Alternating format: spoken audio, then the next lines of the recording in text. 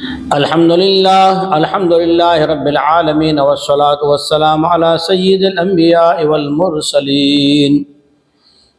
کلام مجید ہدایت کب بنتا ہے؟ اس کے آداب، اگر یہ آداب کی رعایت ہے تو نصیحت، کلام اللہ کی نورانیت، اللہ تعالی شانوں کی بات انسان کو فائدہ دے گی۔ کیا ادب بیان کیا کلام مجید کا، خود اللہ رب العالمین نے سماعت کریں۔ اعوذ باللہ من الشیطان الرجیم، بسم اللہ الرحمن الرحیم۔ وَإِذَا قُرِئَ الْقُرْآنُ فَاسْتَمِعُوا لَهُ وَأَنصِتُوا لَعَلَّكُمْ تُرْحَمُونَ۔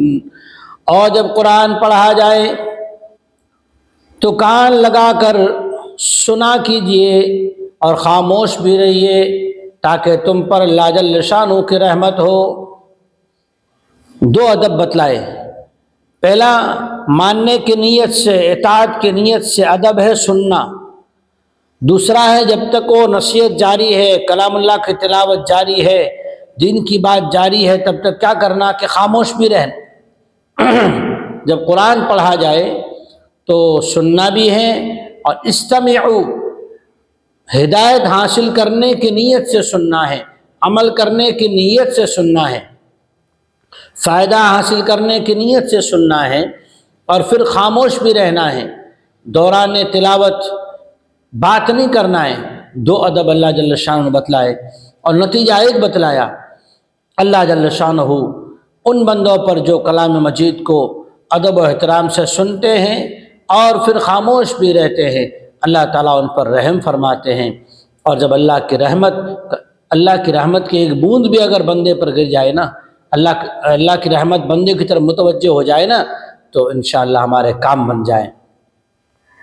اس آیت کریمہ کے اوپر علماء کرام نے، فقہا نے بہت سی کتابیں لکھی ہیں، یہاں پر وہ مسائل بیان کرنے کا موقع نہیں ہے۔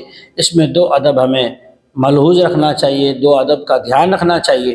جب کلام مجید پڑھا جا رہا ہو تو خاموش رہنا چاہیے، اور پھر دوسری چیز کے اس کو عمل کرنے کی نیت سے سننا چاہیے۔ اللہ تعالی ہمیں کلام مجید کا ادب و احترام نصیب فرمائے، اور اپنی رحمت واسعہ ہماری طرف متوجہ فرمائے۔ آمین۔ وآخر دعوانا ان الحمدللہ رب العالمین۔